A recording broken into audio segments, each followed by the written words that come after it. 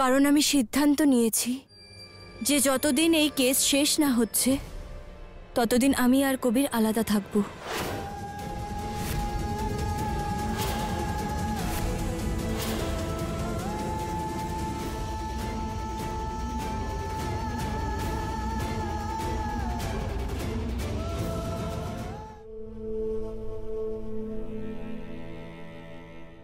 তোমার এসব করা উচিত হয়নি যারা। কেউ নিজের হাতে নিজের ভাগ্য নষ্ট করে না যারা। তোমার কাছে এই অবুঝের মতন সিদ্ধান্ত নেওয়াটা আমি আশা করিনি। আমার কাছে অন্য কোনো উপায় ছিল না আম্মি। উপায় ছিল উপায়। হয়তো ভুল করে আমি সেই রাস্তা বন্ধ করে দিয়েছি। আমি তোমার কথা শুনেছি কিন্তু নিজের মনের কথা শুনিনি। না আমি তোমার ঘরের দরজা খুলতাম, আর না তুমি ওই সরিয়া বোর্ড যেতে, আর না এত কিছু হতো।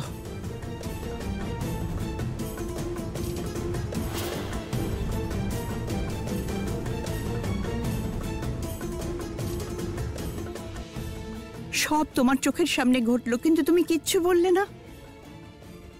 আমি তো বলি এইসব কেস জাহান্নামে যাক, যা আমাদের বাচ্চাদের মধ্যে দূরত্ব তৈরি করে, সম্পর্ক নষ্ট করে দেয়। তুমি কেন বোঝার চেষ্টা করছো না বেগম?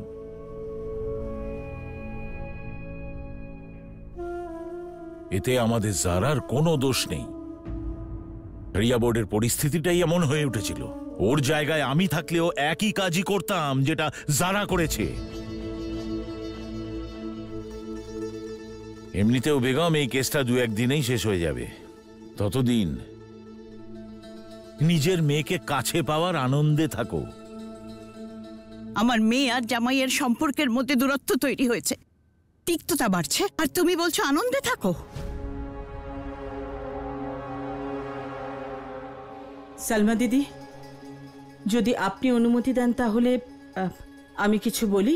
হ্যাঁ সালমা দিদি, আমার মনে হচ্ছে যে আপনি একটু বেশিই ভাবছেন।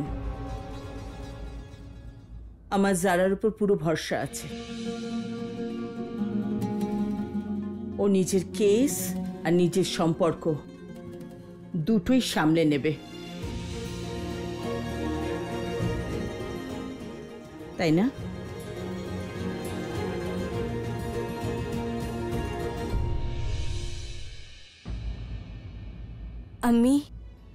আমরা আগের যারা কবির নই। আমাদের সম্পর্ক অনেক মজবুত, আর এমন মজবুত সম্পর্ককে কোনো সামান্য কেস ভাঙতে পারে না।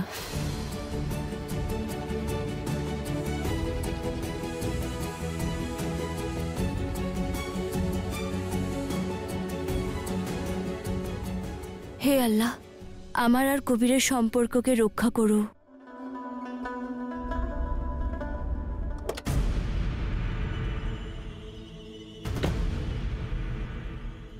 আম্মি, আম্মি কোথায় সবাই? বাড়িতে কেউ নেই সাহেব। কার মেসেজ? আম্মির। জারার ওখানে ইফতারের জন্য গেছে। তাহলে যাই? না না, তুমি বাইরে যেতে পারো না। কিন্তু কেন? ওখানে তো সবাই থাকবে, আমরা সবাই একসাথে ইফতার করব, কত মজা হবে। আমি এটা ঘোষণা করছি যে যতদিন এই কেস চলবে ততদিন কবির আহমদ আর জারা আহমদ মিয়া বিবির মতন থাকবে না। না একে অপরের সাথে কথা বলবে আর না দেখা করবে। না, ঠিক হবে না এটা। মিডিয়ার নজর জারা আর আমার ওপর আছে। আমরা যদি ওখানে যাই তাহলে লোকজন অন্য কিছু ভাববে, তার অন্য মানে বের করবে। ওখানে যেতে পারবো না। কত চিন্তা করেন আপনি জারাকে নিয়ে। আপনারা একে অপরের প্রতি যতই রেগে থাকুন না কেন, কিন্তু একে অপরের প্রতি ভালোবাসা আপনাদের দুজনের চোখেই দেখা যায়।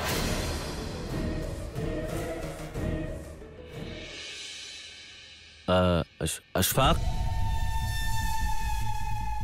কিচেনে কি খাবার আছে ইফতারের জন্য গিয়ে দেখো তো। আপনি হাত মুখ ধুয়ে নিন, ইফতারের ব্যবস্থা আমি করছি। চলো।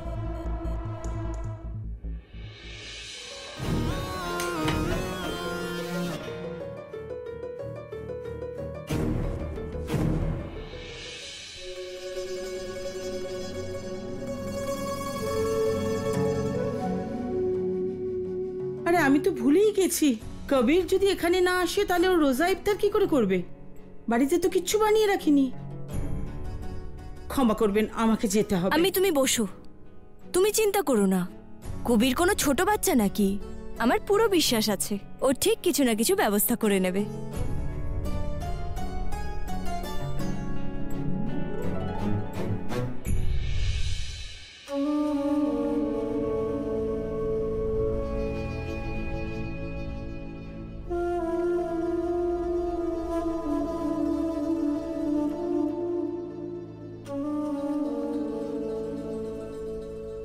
বিসমিল্লাহ।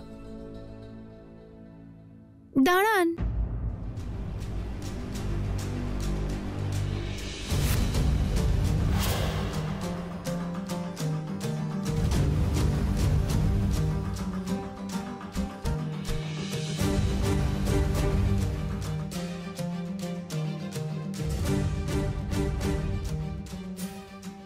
আপনার জন্য ইফতারের কিছু জিনিস পাঠিয়েছে ছোট বিবি।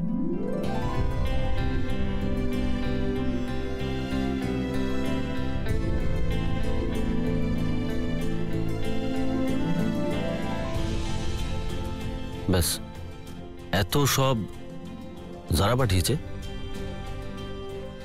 দরকার ছিল না, ইফতারের ব্যবস্থা আছে এখানে। আর এমনিতেও নীলোফার অনেক কিছুই বানিয়েছে। কি তাই তো নীলোফার? আসলে ওই প্লেট থেকেই খান, কারণ ওতে জারার হাতে সুগন্ধ আছে। আর যদি ওই প্লেট থেকে না খান তাহলে ওর সুগন্ধ আপনার উপর রেগে যাবে।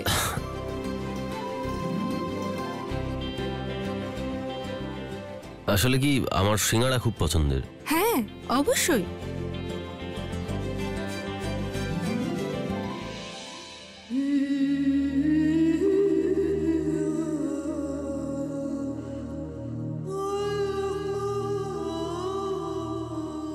শুরু করুন।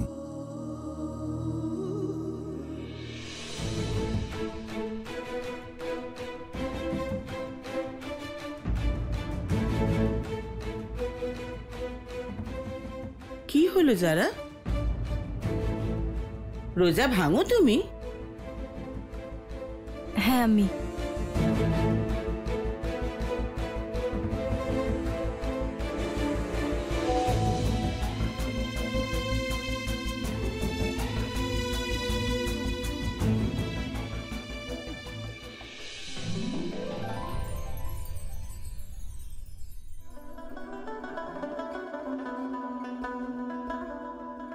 মানুষ চাঁদ অব্দি পৌঁছে গেছে, আর এখানে আর মহিলাদের ইবাদত করার জন্য অধিকার চাইতে হচ্ছে।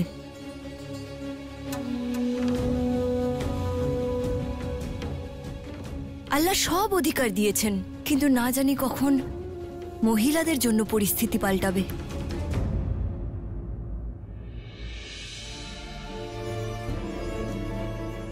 কবির, মহিলাদের অধিকার পাইয়ে দেওয়ার জন্য তুমি সাহায্য করলে ভালো হতো। কোনো ব্যাপার না, আজ না হয় কাল একদিন আমার দাবি তোমার সঠিক বলেই মনে হবে।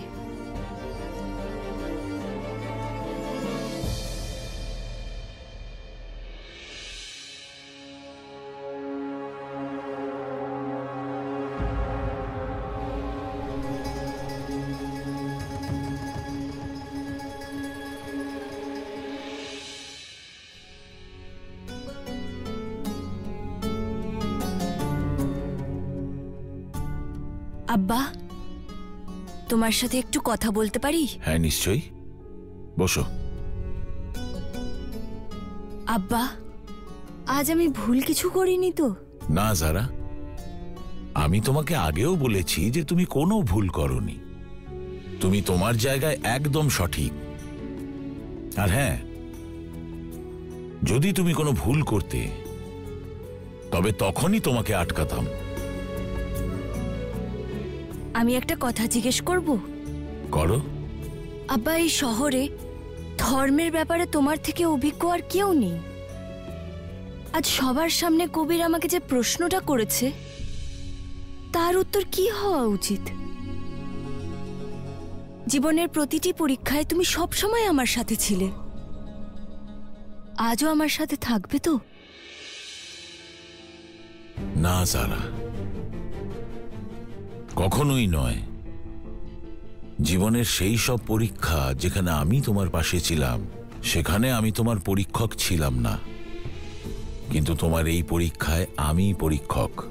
তাই আমি তোমায় সাহায্য করব না। যদি আমি তোমায় সাহায্য করি, তাহলে আমি আর তুমি দুজনেই বেঈমান হয়ে যাব, আর আল্লাহ কখনোই বেঈমানদের পছন্দ করেন না।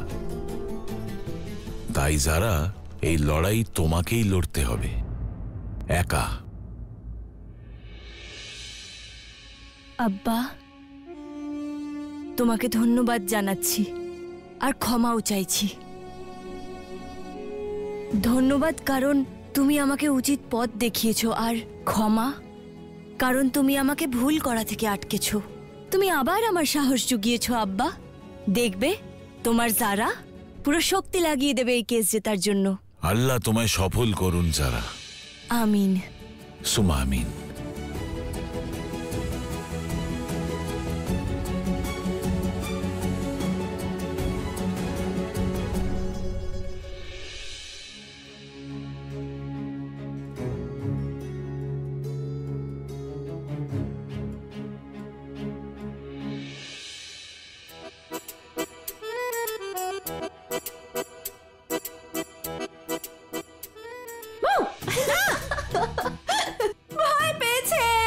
মাথা খারাপ আছে নাকি? এখনই হার্ট অ্যাটাক হয়ে যেত। আচ্ছা শোন, আজ না রাত্রে আমি এখানে থাকবো বলে ঠিক করেছি, কারণ তোর তো আমার কথা মনেই পড়ে না, আমার সঙ্গে দেখা করার সময় নেই তোর কাছে, তাই নিজেই চলে এলাম। আরে তুই কি পড়ছিস বলতো এখন? আমি এসেছি না, কথা বল। কাজের জিনিস দেখ, তুইও পড় না। এই শোন, বাজে কথা বলিস। রিমা, এই নাও তোমার hot coffee. Thank you aunty, এটা ভীষণ দরকার ছিল। এনে। এক মিনিট, তুই কবে থেকে হট কফি খাচ্ছিস রে? তুই সব সময় কোল্ড কফি খাস না? আসলে কি বলতো, এমন নয় যে আমার হট কফি পছন্দ নয়, আসলে হট কফি খাওয়ার সময় না এটা এতটাই হট থাকে যে ঠান্ডা হতে হতে অনেক সময় লেগে যায় আর অনেকক্ষণ ওয়েট করতে হয়, আর তাই আমি কোল্ড কফি দিয়েই কাজ চালিয়ে নিই। আর এমনিতেও আন্টি, হট কফি খাবো নাকি কোল্ড কফি খাবো সেটা তো আমিই ঠিক করবো, তাই না আন্টি? হ্যাঁ, ও উপরে আসতে আসতে আমাকে হট কফির কথা বলে এসেছিল, তাই তো বানিয়ে আনলাম। তাহলে তোমরা কফি খাও, আমি এক্ষুনি আসছি। আচ্ছা শোন, আমি কি বলছিলাম বলতো, আমি গোটা রাত আজকে এখানেই থাকবো, তাই জন্য আমি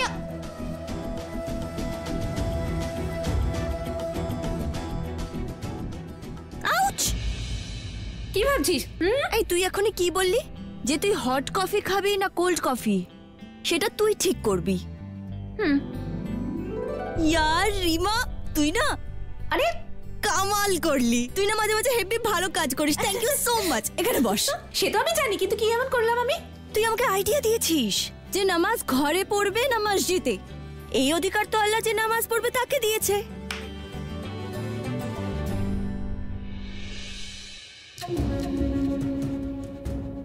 আসসালামু আলাইকুম কবির মিয়া। ওয়ালাইকুম আসসালাম। আসুন, বসুন। সব ঠিকঠাক তো? আসসালামু আলাইকুম। ওয়ালাইকুম আসসালাম। বসুন। আশফাক, জল নিয়ে এসো। আপনারা সবাই এখন এখানে?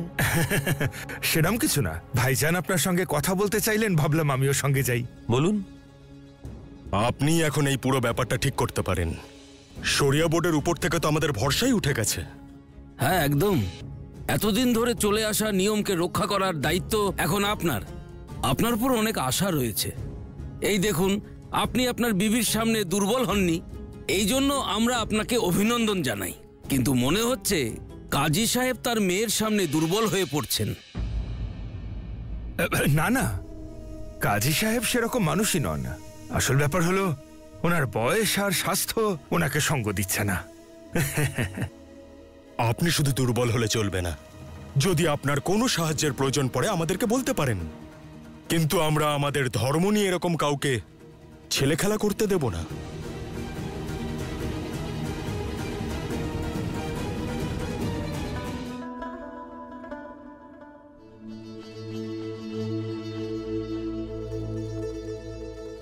আবার লেট।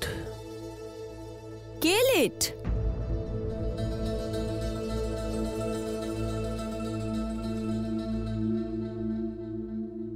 আজ আপনি লেট। এমনিতেও ম্যাডাম আমার একটা অভ্যেস আছে, আমি সব সময় সময়ে আসি, না সময়ের আগে আসি আর না সময়ের পরে। এমনিতেও কাল এখানে যে প্রশ্নটা করেছিলাম তোমাকে, তার উত্তর তুমি পেয়ে গেছো তো? প্রশ্ন যেখানে আর যাদের মাঝখানে জিজ্ঞেস করা হয়েছিল, উত্তরও সেখানে তাদের মাঝখানেই পাবেন।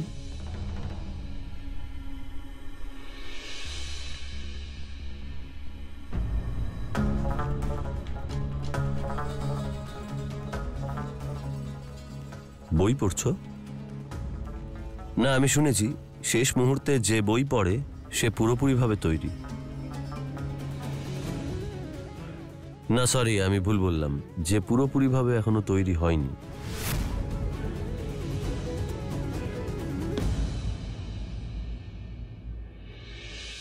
কাল আমি আপনাকে একটা প্রশ্ন করেছিলাম যার উত্তর এখনো পর্যন্ত পাইনি। আর এমনিতেও আপনি দেখতে পাচ্ছেন আমরা সবাই অপেক্ষা করছি ওই উত্তরের জন্য। তাই যদি আপনার কাছে উত্তর থাকে বলে ফেলুন।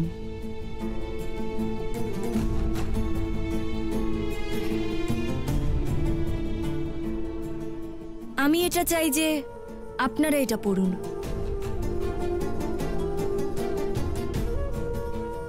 এই হাদিস তো আগের দিনও পড়েছিলাম। আরো একবার পড়ে শুনিয়ে দিন।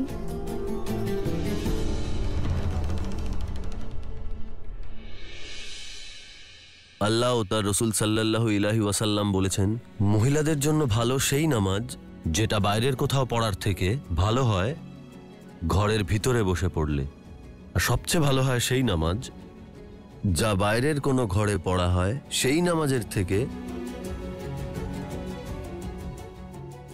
যেটা মসজিদে পড়া হয়।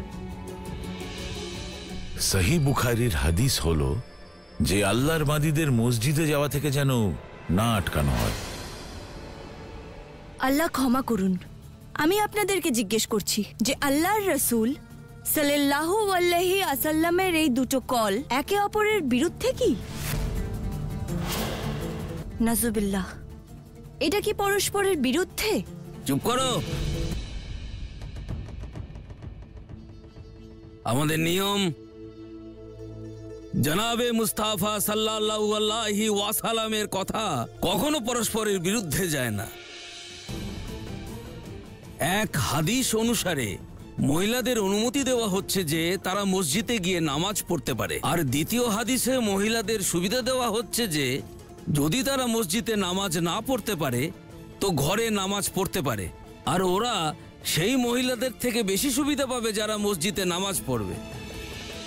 এটাই তো আমি আপনাদেরকে বোঝাতে চাইছি যে আল্লাহ ও তার রসুল সাল্লাল্লাহু আলাইহি ওয়াসাল্লামে মহিলাদেরকে যে সুবিধা দেয়া হয়েছে, আপনারা পুরুষেরা সেটাকে একটা কঠিন নিয়ম বানিয়ে আমাদের বাড়ি থেকে মসজিদের পথে একটা বাধা সৃষ্টি করেছেন।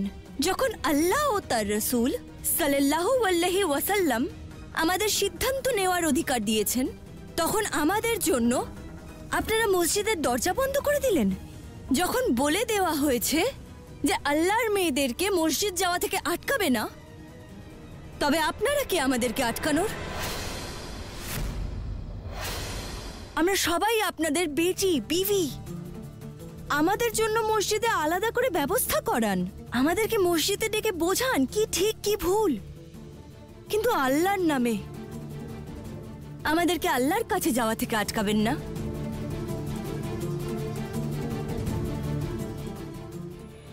আমার মতে জারা বিবি যা কিছু বলছে তা একদম ঠিক। আর যদি সেই মসজিদ যেখানকার কেস এটা, আর সেখানে যদি মহিলাদের যাওয়ার অনুমতি না থাকে, তাহলে তাদের সেখানে যাওয়ার ব্যবস্থা করতে হবে। আর শরিয়তের হিসেবে তাদেরকে সেই মসজিদে নামাজ পড়ার অনুমতি পাওয়া উচিত। না না, এ কখনোই হতে দেওয়া যায় না, এ অনুচিত। এরকমটা কি করে হতে পারে? মহিলারা মসজিদে গিয়ে নামাজ পড়বে, এরকম হয় নাকি? শান্ত হন, আপনারা শান্ত হন, আর শান্ত হয়ে সিদ্ধান্তটা শুনুন। দুই পক্ষের আলোচনা শোনার পর আমার আর এখানে উপস্থিত আলিমদের জারা কবির আহমেদের শেষ নথিটি ঠিক মনে হয়েছে। তাই সিদ্ধান্ত মহিলাদের পক্ষেই যাচ্ছে। আর আমি ঘোষণা করছি যে এখন থেকে বিনা বাধায় মহিলারাও মসজিদে ইবাদত করতে পারবেন।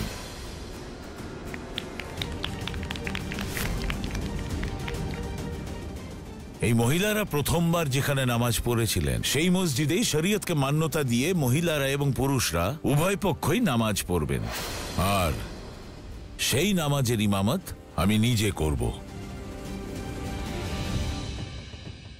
আর মসজিদ কমিটিকে অনুরোধ যে তারা যেন মহিলাদের নামাজ পড়ার জন্যে আলাদা ব্যবস্থা করে।